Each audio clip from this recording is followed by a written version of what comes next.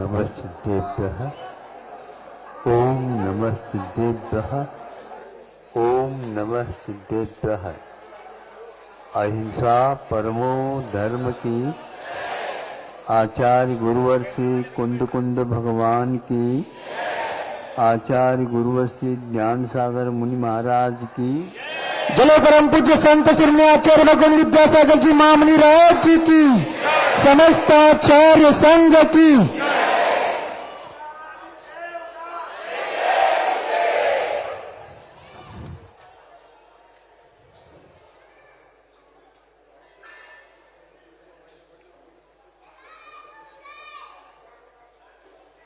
दो प्राणी हैं,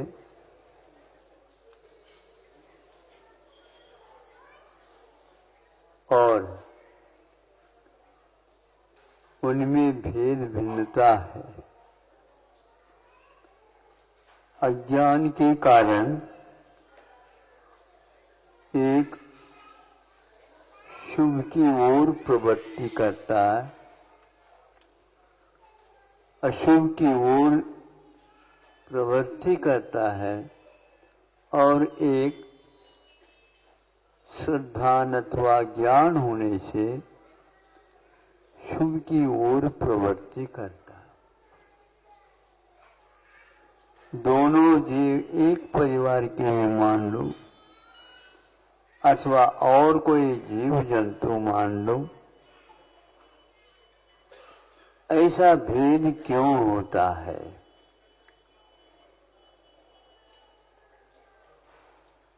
अज्ञान एक ऐसा अंधकार है, उसमें हम चल नहीं सकते। अंधकार होते हुए भी यदि कोई रास्ता जानता है तो वो उस अंधेरे में भी वह चला जाता है, चला जा सकता है। एक भ्रमर है और वह सुगंधि की ओर ही चला जाता है। यदि सुगंधि नहीं मिलती है और कोई गंध जो बदबूदार है वह मिलता है तो उस ओर वह नहीं जाता। एक वह है जो सुगंधि की ओर न जा करके उसी मल की ओर ही चला जाता है। दोनों भ्रमर जैसे लगते हैं, दोनों काले होते हैं, किंतु एक का विषय इष्ट रहा है मल को ही, और एक भ्रमर है सुबह उठ करके वो यात्रा करता है, सबको पार करता चला जाता है, और जहां से गंध आ रही हो उसी ओर उसकी प्रवृत्ति हो जाती। प्रतिदिन आप लोग आते हैं, समय निकाल करके आना पड़ता है। घर में पूछताछ भी करना पड़ता है। कल का काम आज ही कर लें ताकि कल हमें जाने का अवसर प्राप्त हो। ये सब योजनाएं आप ही करते हैं ऐसा नहीं, छोटे बच्चे तक करते हैं। हाँ, कल का पाठ आज ही तैयार करके कल के लिए वह छोड़ देता है, क्योंकि गुरुजी जब पूछेंगे तो हमें बताना तो है। तो इस प्रकार वह समय को निकाल करके वह सोचता रहता है। वह भ्रमर क्या सोच रहा है? वह भी गंध है, ये भी गंध है, किंतु वह फूलों के ऊपर ही बैठता है।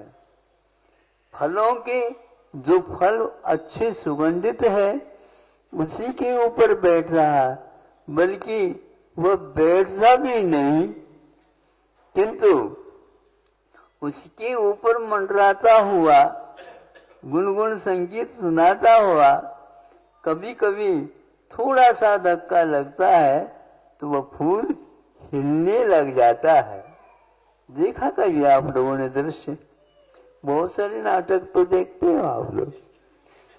इस प्रकार के विषय को यदि हम विषय बनाते हैं, है तो वह चौरेंद्रिय, भ्रमर भी चौरेंद्रिय है और वह भी चौरेंद्रिय है, किंतु एक की वृत्ति इस प्रकार सुगंधि की ओर चला जाता। अच्छाई और बुराई ये दोनों दुनिया में भरी हुई हैं, उनके बीच में रह करके भी वह उनको त्याग देता है जिनसे हमारा अनिष्ट होता है, जिनसे हमारा प्रयोजन सिद्ध नहीं होता है। तो भ्रमर में और उसको क्या बोलते हैं, मल को ले जाता, गुरमिला, गुरमिला, ऐसा। आप लोगों के महाराष्ट्र में उसका नाम क्या है पता नहीं? गुंगा, मूंगा, मूंगा, हाँ ठीक ठीक ठीक, भूंगा, हाँ। चलते तो ऐसे ही, लेकिन वह बार बार उस गोली को वह छूट जाता है तो पुनः उसको पकड़ लेता है, पुनः ले जाता है। गोबर की 3 इंद्रिय चौरेंद्रिय होते हैं, पंख भी होते हैं इनको। तो इनको प्रशिक्षण कहाँ से मिला है, ये हमें सोचना है। कई लोग शिक्षा की बात करते हैं, सुन रहे हो आप लोग? सुन रहे हैं? कैसे सुन रहे हैं? कानों से, एक कान से सुन करके एक कान से छोड़ दे।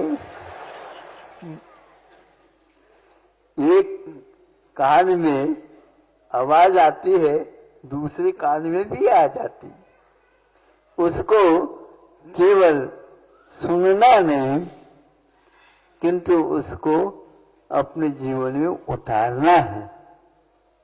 तो मैं ये सोचता हूं इन दोनों उन कीड़ों में ये शिक्षण कहाँ से मिला है। पूर्व जीवन में जो किए थे उन कर्मों के कारण यह पर्याय मिली है, किंतु पूर्व में कुछ अच्छा भी किया होगा जो विकास हो रहा उसका। आप लोग विकास नहीं, विकसित हो करके यहाँ पर आए हो मनुष्य पर्याय में। आपने क्या किया? अरे उन्होंने क्या किया, उन्होंने दुकान भी नहीं खोली, वो ने भी नहीं किया, उन्होंने खेती बाड़ी भी नहीं की, उन्होंने वो भी नहीं किया, आदि आदि। दूसरे के लिए जो आप पूछते हो, यही मात्र जीवन के लक्ष्य नहीं हुआ करते। कल नहीं परसों बताया था चक्रवर्ती कभी दुकान नहीं खोलता, लेकिन जो दुकान खोलते हैं वैश्य वो कैसे खोले हैं इसको भी देखता रहता है, अथवा व्यक्तियों को लगा देता है ये कैसे कर रहे हैं देख लो, नहीं तो लूट कर ले तो गड़बड़ हो जाएगा। प्रजा का हित जो है लूट खसोट के साथ नहीं हो सकता, इस प्रकार वह उसको देखता रहता है। इस फिर भी उनके लिए मौलिक वस्तुओं का लाभ चढ़ावा के रूप में आ जाता है। हे राजन, ये आपके लिए है, मैं इसका पात्र नहीं हूं, इसलिए ये आपके लिए ही अर्पित है। वह उसको हाथ से छूता तक नहीं है और वहां इशारा करता है, अथवा पहले से ही रहते हैं तैयार, वो उसको राजकोष में भर देते हैं।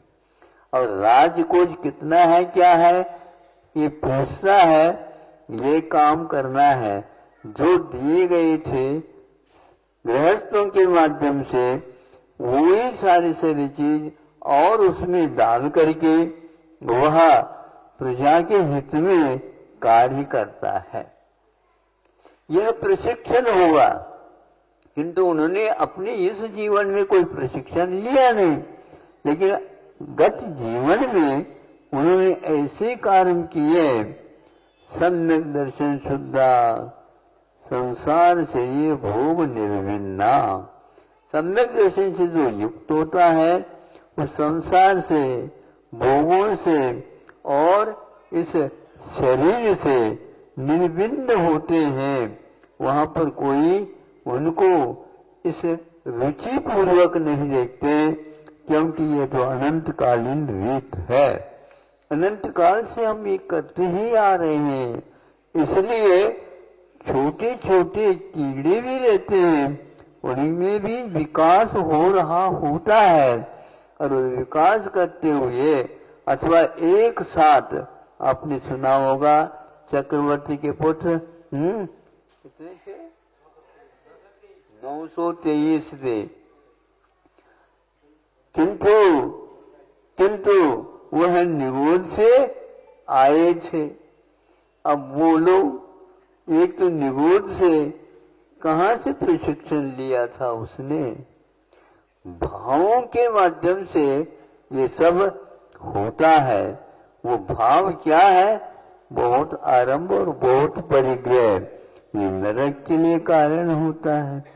तो उन्होंने बहुत आरंभ बहुत परिग्रह की इच्छा न करते हुए संतोष धारण किया होगा, और निगोद में कैसा संतोष? आप लोगों को यह समझ में नहीं आएगा, किंतु गर्भस्थ शिशु में भी यह विवेक जागृत होता रहता है। विवेक से, ये समझने से या शास्त्रों के अध्ययन करने से, गुरुओं से सुनने से ये सब कुछ ज्ञात होता है। भावों के माध्यम से, और भाव पुरुषार्थ पूर्वक बुद्धि पूर्वक होते ऐसा भी नहीं, कर्मों के उदय में संवेदन चलता रहता है।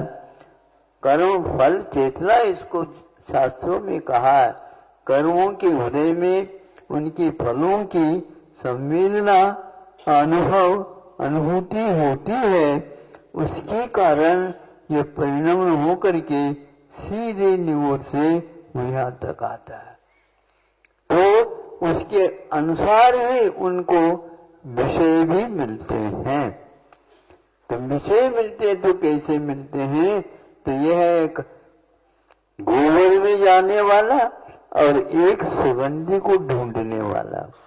उपवास कर सकता है वो, किंतु गोबर के उस ढेर के ऊपर वह भ्रमर नहीं बैठेगा। समझे? हाँ, ये विवेक हो गया। किंतु यह घुंघरू घुरीला क्या करता है? वो कहीं भी चले जा। इसलिए छोटी उम्र में भी कुछ लोगों को ऐसा भाव जागृत होता है, वह 80 साल को भी नहीं हो पाता। अब 80 साल वाला सोचेगा महाराज जी हमारी आलोचना करें। आलोचना नहीं कर रहे हैं, क्योंकि वह 8 साल का रहे, फिर भी वह इस वो रहा है। और आप यदि मान लो 80 साल के भी हो गए, 10 गुना ज्यादा है, फिर भी वह विवेक का नेत्र नहीं खुला। आप लोगों को चाहिए, इन आंखों से तो पंचेंद्र विषयों का ही ग्रहण होता है, किंतु भीतरी आंख खुलती है तब वह 80 साल में भी खुल सकती है, नीचे भी खुल सकती है और नहीं भी खुल सकती। भगवान हमारी वह आंख खुले। और विवेक के साथ आप लोगों ने श्रीफल चढ़ाया होगा, श्रीफल में भी आंख रहती है, रहती है? कभी देखा? हाँ, वो क्या है?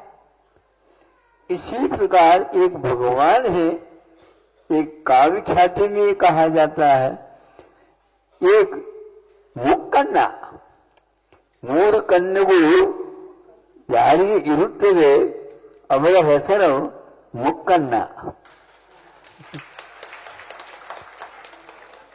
क्या समझ में आ गया? ताली में क्यों बजाए? महाराज ये हमें समझ में नहीं आए तो क्या ताली बजा रहे?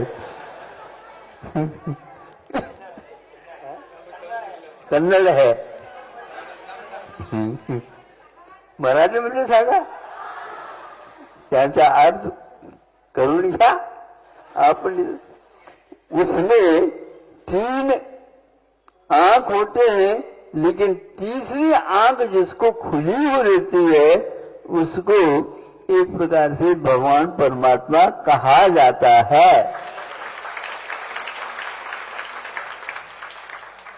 तो आपको 2 आंख थे भाई, अब तीसरे आंख के ऊपर भी चश्मा लगाना चाहिए। यदि नहीं दिख रहा है तो नंबर देख लो। बाजार में कहीं जाओगे तो दुकान में वो नंबर नहीं मिलेंगे, लेकिन यहाँ पर अवश्य नंबर मिलेंगे। तो तीसरी आंख खुल जाए, इसलिए आप बाहरी आंखों की शल्य चिकित्सा के बारे में सोचते रहते हो, कभी अपनी भीतरी आंख की शल्य चिकित्सा कब होगी भगवान? और आप जैसे हम भी 3 आंख वाले हो जाएं, ये 2 आंख तो काम नहीं करेगी, खुली रहेगी, किंतु भीतरी आंख ज्ञान की वो खुल जाएगी, जिसके द्वारा सालों का नाम त्रिलोक का नाम यद विद्या दर्पणाय थे। महाराज जी रत्न श्रावकाचार्य का आप लोगों को स्वाध्याय सुना रहे हैं और करा रहे हैं। इसमें क्या है? दर्पणाय थे, जिनका ज्ञान और विद्या कैसी है? दर्पणवत। दर्पण में जो सामने वस्तु रखी जाती है वो सब झलक जाती है, किंतु दर्पण को न खुशी होती है और न ही विषाद द्वेष होता है। ये जो हमारे साफ सुथरा मैं हूं और इसमें ये झलक रहे, नहीं, उसका कोई प्रभाव उनको नहीं पड़ता है। न हर्ष होता है, न विषाद होता है, न राग होता है, न द्वेष होता है। ये राजा आ जाओ, किसी के प्रति आकर्षण नहीं है, तुम यहाँ से चले जाओ, कोई भी मतलब नहीं। कैसा जीवन होगा उनका? रात दिन, और न भोजन होता है, न और कोई चीज की आवश्यकता पड़ती है। स्वस्थ रहते हैं, निश्चिंत रहते हैं, रात और दिन उनका कोई भी मूल्य नहीं रहता है। ऐसा वह विवेक ज्ञान है। सबको इस प्रकार की आंख मिले, ऐसी भावना आप करते हो तो भी उसके द्वारा अपना कल्याण कर रहे होते हो। दूसरे को भी आंख मिले, भगवान दूसरे की आंख फूट जाए, नहीं समझे, और हमारी आंख अच्छी काम करे और उसको हाथ पकड़ के ले जा, चलो चलो हम चला लेते। अरे भाव ये रखो इसकी आंख अच्छी हो जाए, और अपनी अच्छी हो तो दूसरे की हो जाए, भाव ना करे। हमारी नहीं भी हो रही है भगवान, तो भी सबको आंखें मिले। ऐसे भावों को करने से अपना भी विकास होता है और अपने विकसित जीवन को देख करके दूसरे को भी विकसित होने का सौभाग्य प्राप्त होता है। इस भावों के साथ ये सोचो कि हमारा अभी कितना शेष रहा है। शेष निशेष भी हो सकता है, किंतु पुरुषार्थ जागरण होना चाहिए। ये सुनने से, शब्दों के अर्थों की ओर उपयोग जाने से निश्चित रूप से आपका विकास अवश्य हो सकता है। हो इन्हीं भावनाओं के साथ आप लोगों को रात दिन परस्पर उपग्रह जीवानाम इस सूत्र को देख करके हमेशा इसके अर्थ की ओर ध्यान दे देना चाहिए। अहिंसा परमो धर्म की जय। जिलो परम पूज्य संत शिरोमणि आचार्य गुरुदेव विद्यासागर जी महामुनि राज की, समस्त आचार्य संघ की